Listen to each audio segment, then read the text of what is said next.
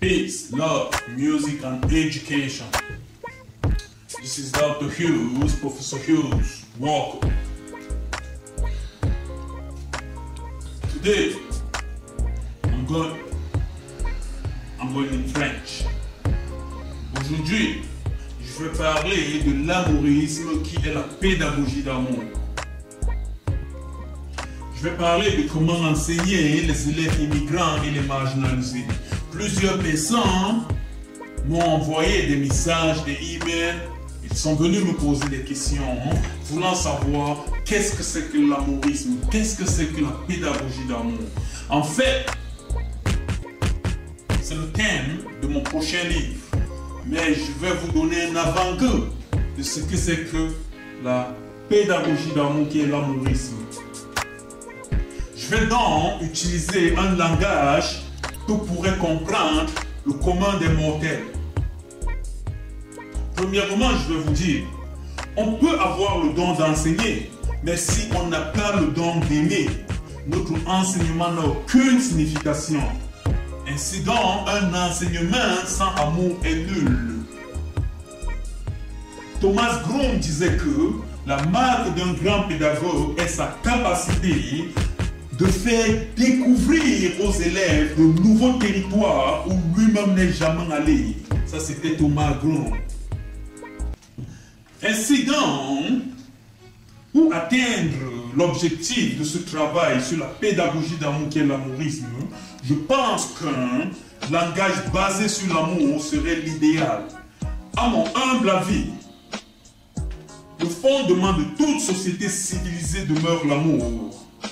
Il va de soi donc que, pour comprendre ma pédagogie d'amour,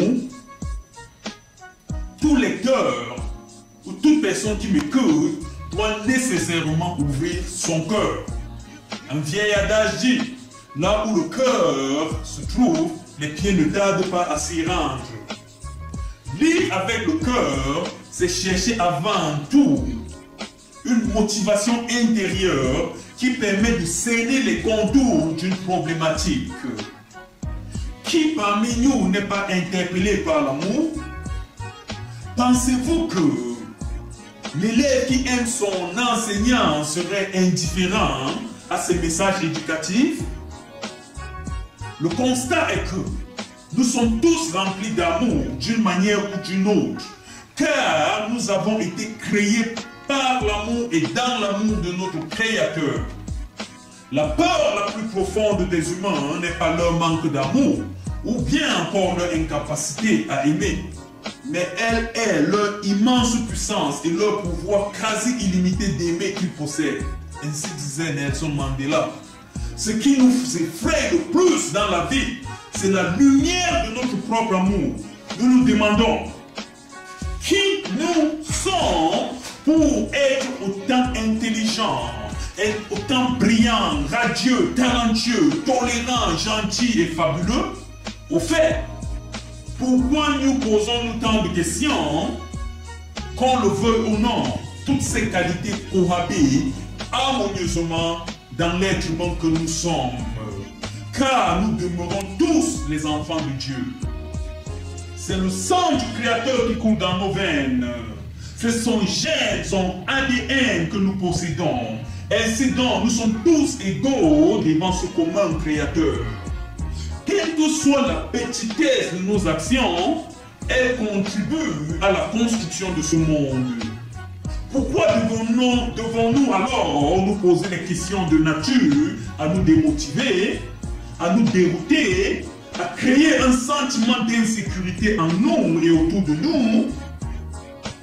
Étant enfants de Dieu, nous avons tous été conçus pour briller et rayonner de douceur et de bonté. Nous sommes nés pour rendre manifeste la gloire de Dieu qui est en nous. Pour paraphraser Descartes, un philosophe français du XVIIIe siècle, nous dirons que cette gloire est la chose du monde la mieux partagée. Autrement dit, le blanc n'en possède pas plus que le noir et vice-versa. Et demain, l'enseignant n'en possède pas plus que l'élève et vice-versa. immigrants, citoyens, américains, canadiens, européens, sud-américains, sud-africains, irakiens, asiatiques, arabes, catholiques, juifs, bouddhistes, païens, athées, homosexuels, nous avons tous mêmement cette gloire. C'est pourquoi chacun de nous sait manifester ses gloires ainsi que ses colères. Que nous dit alors la règle d'or? Ne fais pas à autrui ce que tu n'aimerais pas qu'on te fasse. Possédons-nous, n'est-ce pas, les mêmes organes? N'avons-nous pas tous les mêmes larmes, les mêmes salives et que sais-je encore? Ne nous fions pas aux enveloppes d'un colis. L'enveloppe n'est pas le colis et le colis n'est pas l'enveloppe. Ainsi, nous ne devons pas nous appesantir sur les différentes couleurs de peau. Tout comme nous nous intéressons entièrement au cadeau lui-même qu'à son emballage, fions-nous à l'intérieur de l'homme. L'intérieur, c'est le plus important. Le cœur, les émotions, les plaisirs, les sentiments, les lumières intérieures sont les mêmes et sont les choses les plus essentielles. Quand nous laissons briller ces merveilleuses lumières douces intérieures qui sont en nous, nous donnons inconsciemment aux autres la permission de faire la même chose. Si nous arrivons à dominer la peur et l'obscurité qui sont la partie néfaste de l'homme, nous pourrons systématiquement et automatiquement libérer les autres par notre seule présence. La couleur du colis qui est la race, le statut social, la religion, l'ethnicité, le background, l'affiliation, la résidence permanente, la citoyenneté, le statut social, les visas, etc. n'ont plus d'importance. Car nous savons maintenant et avec certitude qui nous sommes, d'où nous venons et où nous partons. Ainsi, nous aspirerons désormais à l'obtention du même VISA, un visa qui devra être apposé non pas sur un carnet, mais dans le cœur de l'homme. Le voile de la peur et de l'opacité est subitement fendu.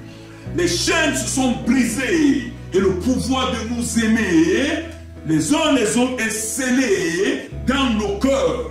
Enfin, nous pouvons donc automatiquement nous comprendre et nous entendre, car la communication est restaurée. Au cœur de notre quotidien, cette peur, au cœur de notre quotidien, cet amour pur nous ouvre un chemin de liberté et de bienveillance. Notre désir est de tabler sur ce qui est bon et désirable pour l'humanité. Ouvrir les portes si obscures devient notre aspiration journalière pour façonner un avenir meilleur. Rendre ce service d'espérance, de compassion et de tolérance devient donc un objectif commun. Mais pourquoi, jusqu'à aujourd'hui, plusieurs personnes, institutions, écoles, ainsi que notre système éducatif transmettent des messages différents à plusieurs jeunes? Pourquoi leur faire croire qu'ils sont idiots? Pourquoi leur rappeler qu'ils sont immigrants, bonariens, fainéants? Pourquoi doit-on chaque fois leur faire croire qu'ils sont de race inférieure ou supérieure? N'est-il pas criminel d'amener les jeunes à croire qu'ils sont indignes et incapables de prendre des décisions sur leur vie? Dites-moi. Je pense qu'il y a une urgence dans notre société. Nous devons tous composer 911 Love. C'est très important.